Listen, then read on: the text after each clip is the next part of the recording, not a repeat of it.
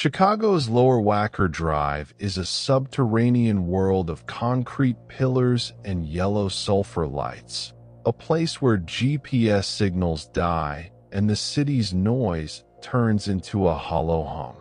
Mark, a late-night delivery driver, took a wrong turn into the deepest level of the drive, where the air felt 10 degrees colder and the shadows seemed to move independently of the cars passing by.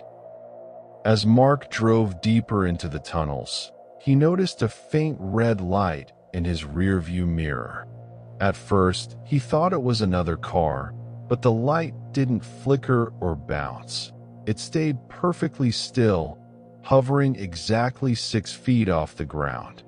No matter how fast he drove, the red glow remained at the same distance, trailing him like a silent predator through the concrete forest. He tried to turn on the radio to break the suffocating silence, but every station played the same thing, a recording of a man breathing heavily, followed by the sound of wet footsteps on metal. Suddenly, the breathing stopped, and a cold, mechanical voice whispered Mark's home address through the speakers, followed by a low, guttural laugh that vibrated his steering wheel.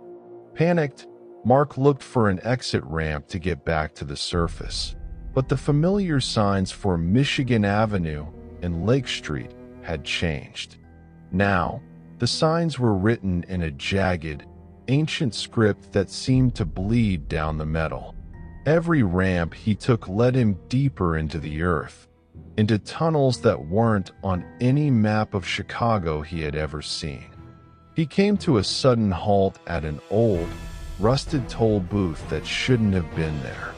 Inside the glass booth sat a figure in a Chicago Transit Authority uniform, but its skin was as gray as the concrete walls, and its eyes were replaced by 2 glowing red embers. It didn't ask for money. It simply held out a hand filled with human fingernails and pointed toward the darkness ahead. Mark looked at his side view mirror and saw that his own face was beginning to change. His skin was turning translucent, revealing the blue veins beneath, and his eyes were losing their color.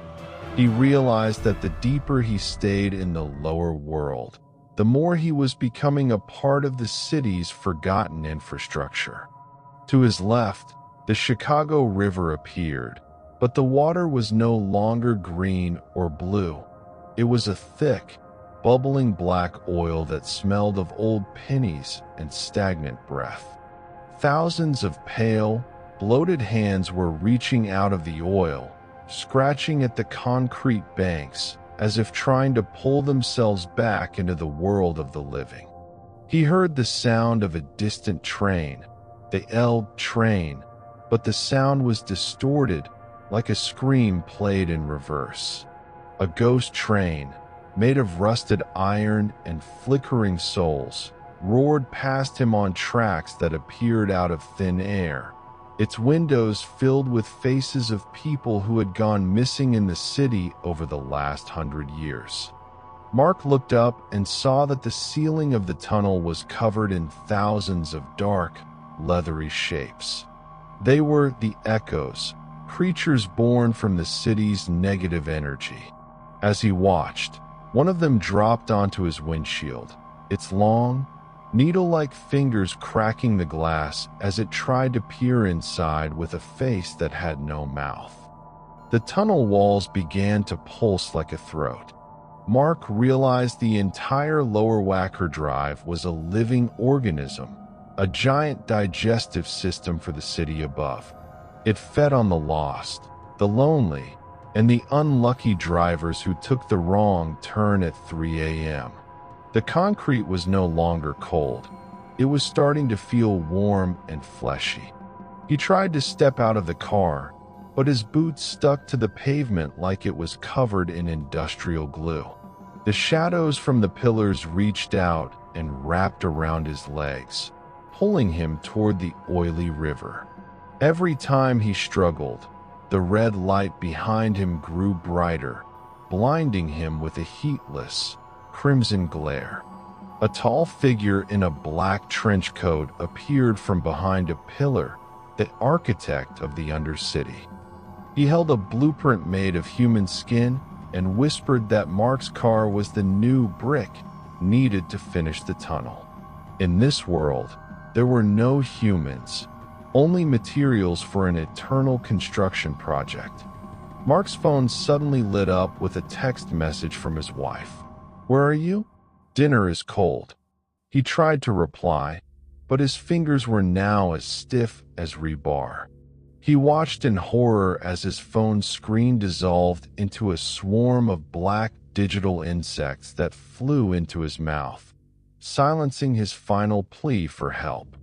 The echoes descended from the ceiling in a swarm, wrapping Mark and his car in a thick, gray webbing that hardened instantly into stone. He could still see out of the windshield, but he was now a permanent part of the tunnel wall, a hidden face in the concrete that thousands of commuters would drive past every day without ever knowing. The next night, a young woman in a sports car took a wrong turn on Lower Wacker Drive. As she sped through the yellow lights, she saw a strange, man-shaped bump in the concrete wall that looked almost like it was crying. In her rearview mirror, a faint red light appeared, and the radio began to play the sound of Mark's heavy breathing.